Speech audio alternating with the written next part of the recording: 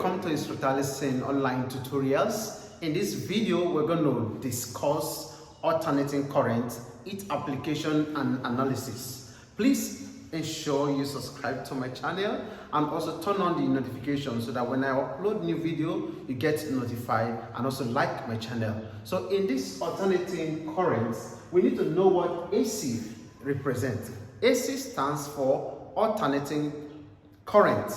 And then we want to talk about alternating current circuit. In other words, you can call it AC fundamentals. This is behaving, or it is similar to simple harmonic motion, or the nature of this production of these waves is just like waves. Apart from that, you will understand that in direct current, you observe that the voltage and the current are always steady. But when it comes to alternating currents, the current and the voltage always change periodically. So in this video, we're going to look into some problems and the analysis, the production of these AC current, and that will lead us to knowing the cases involved in this topic. So to that effect, we're going to start or introduce to us 6 cases, and in these 6 cases, you will know a lot of things about these AC fundamentals. So the first case we're going to look at is a purely resistive circuit. So in a resistive circuit, or in a purely resistive circuit, the current and the voltage are always in phase. And of course, I told you that it is similar to wave production, or what we call the SHM, the simple harmonic motion. So if you want to consider the circuit of resistor, of course, you know resistor can be represented in this form. And if this is a circuit of a resistor, you observe that this V subscript arrow is the voltage across the resistor. This is the symbol for resistor, and this could be the source voltage, which could be V. And then if you have here to be I, it means here is positive, here is negative. Current flows from the positive and terminates at negative. So this is a circuit representing resistive or resistive circuit. This is a circuit representing the resistor, and we can also see the Phasor diagram. And what do we mean by Phasor diagram? Phasor diagram is a graphical or diagrammatical representation of any electrical quantity. So if you want to see the Phasor diagram for a purely resistive circuit, it's just a simple thing to do. You consider a Cartesian coordinate, and of course I told you that in a purely resistive circuit, the current and the voltage are always in phase. So you can see that if I have this to be the current, I'm plotting this against the time, and time is in seconds. So you can see that if I have this to be the current and here to be the voltage,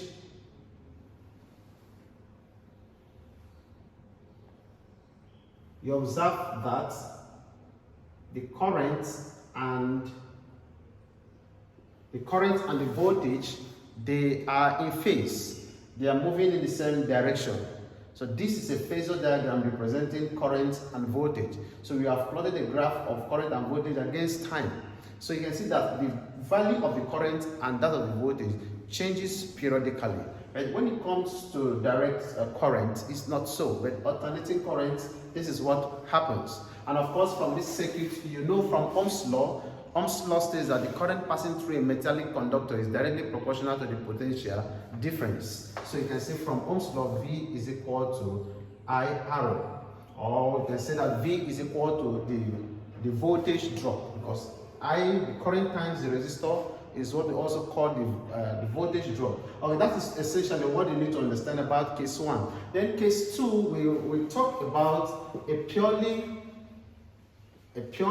inductive circuit. A purely inductive circuit. CCT is a short form for circuit. So in a purely inductive circuit, let's draw the circuit of this. But one thing you need to understand here is that the voltage leads the current by 90 degrees, whereas the phase angle becomes 90. That is, when it is 90 degrees, it means it is out of phase. So in this case, this is the diagram of inductor. This is an inductor, and this is the voltage across inductor. L is a symbol for inductor. So in this case, you can see that from the Phasor diagram of this inductive circuit. Of course, we say that the voltage leads the current by 90 degrees. The voltage leads the current by 90 degrees, and whereas the voltage lags.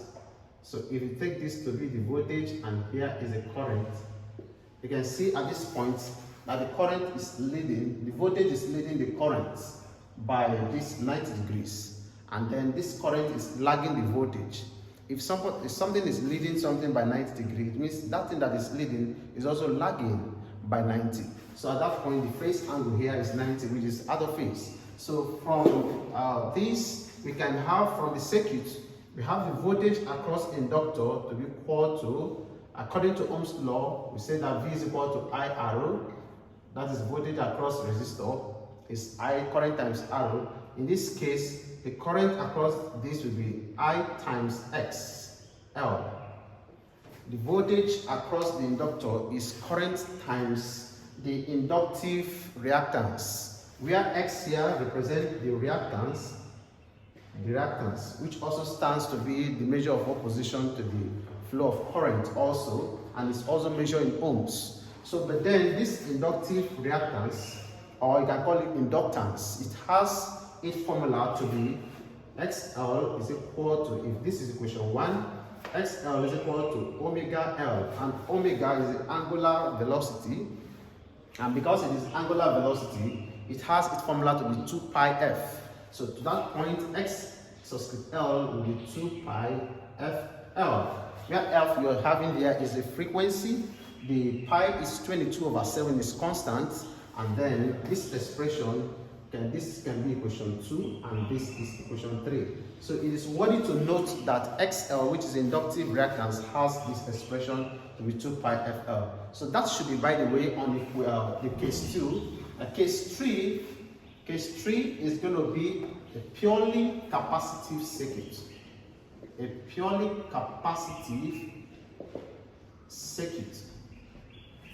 And of course, in my previous videos, we talked about capacitor. We say capacitor is the electronic component that stores electric charges. So when we're talking about a capacitive circuit, in this case, because it is an alternating current, not a direct current, and in this case, you can see that capacitor, in the capacitive circuit, the current this time leads the voltage by 90 degrees, and the voltage lags the current by 90 degrees. Therefore, the phase angle is 90 degrees out of phase. So mathematically, or if you consider the circuit is almost the same thing with this, we only need to represent this by the symbol of capacitor. And of course, capacitor has 2 parallel plates, and in between the parallel plate lies a dielectric material, which is also can be an insulator. It could be, example, air or paper. It's a dielectric material. So in this place, we call this place the voltage across the capacitor. And then when we want to look into the formula here, you can see that from Ohm's law, you can have the voltage across the capacitor, this subscript C, to be equal to the current times the inductive, the capacitive reactance. X, we have established that X stands for reactance and is measured in ohms, but X subscript C is for capacitive reactance or capacitance. Of course, you should know that X subscript C have a relation or a formula to be 1 over omega C. 1 over omega C, and that omega we've already established it to be the angular velocity, And this expression can further be written as 1 over, since we know our omega to be 2 pi f then plus this C or this C attached to it. So that is the expression. Equation 1, 2, 3 has covered everything about capacitive reactance. So case 4, we're going to consider what we call the impedance. And what do we mean by impedance? Impedance is the measure of the opposition to the flow of current in an RL, RC, and RLC. So that is to say, when we're talking about the resistor relating with the inductor, that is impedance. The resistor again relating with the capacitor, that is impedance.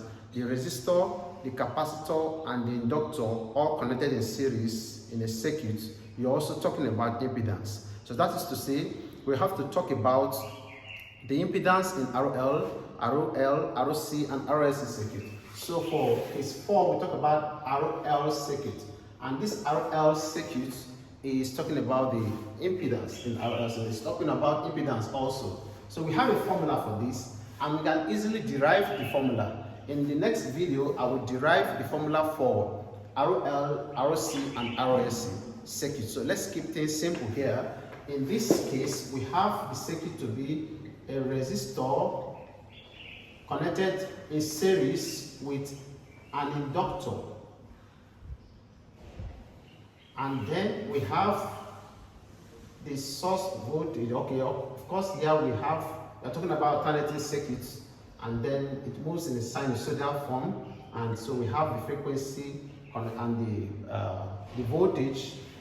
Then at this point we have, this is for resistor and this is for inductor.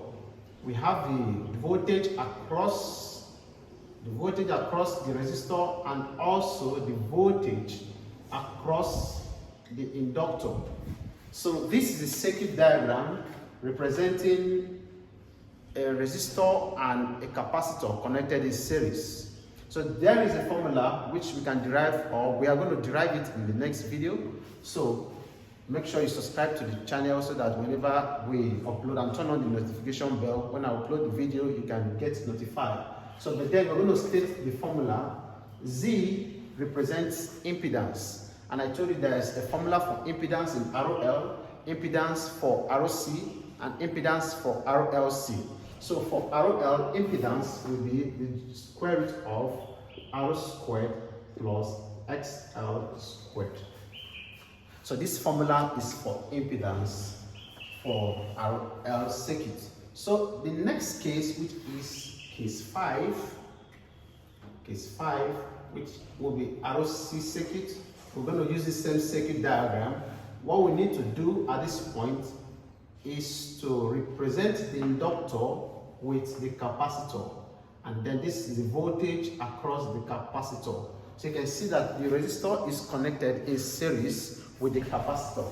So we can also get the impedance for this RC circuit, which the formula also is R squared plus X subscript C squared. Then finally, we're going to draw a circuit diagram for RLC, which is case 6. Case 6 is RLC circuit, and that is also talking about impedance. And in RLC circuit, we have, that's case 6, we have a resistor connected to an inductor, connected to a capacitor, and all has a voltage and the frequency. We still have the voltage across R, the voltage across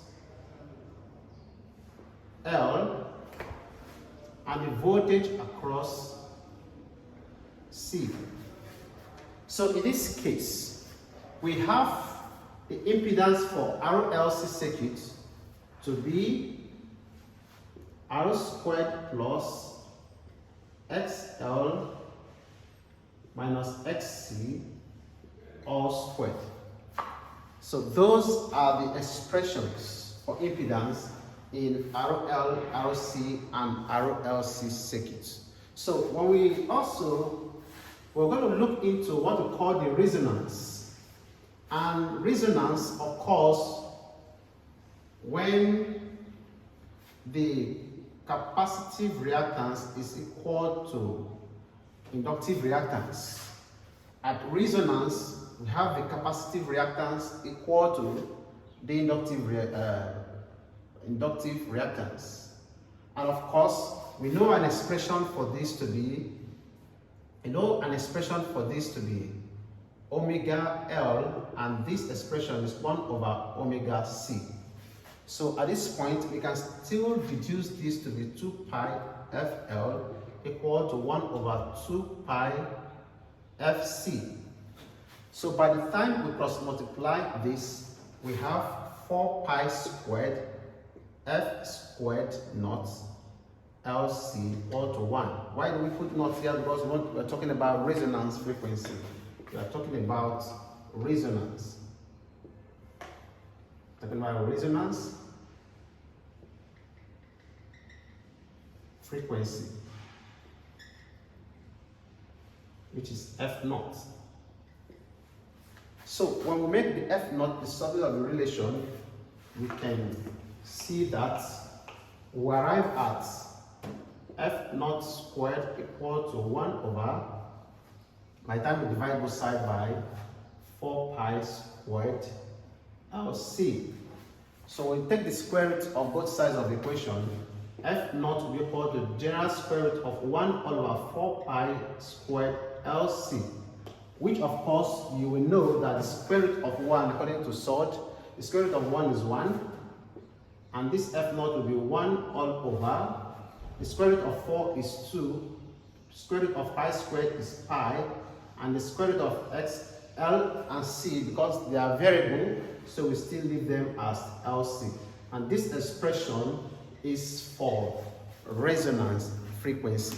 So in our next video, we're going to talk about the power factor and other parameters. Also, the one that has to do with the RMS value of voltage, and the RMS value of current, and then problems associated with AC circuit. Thank you very much, and make sure you subscribe to our channel. God bless you.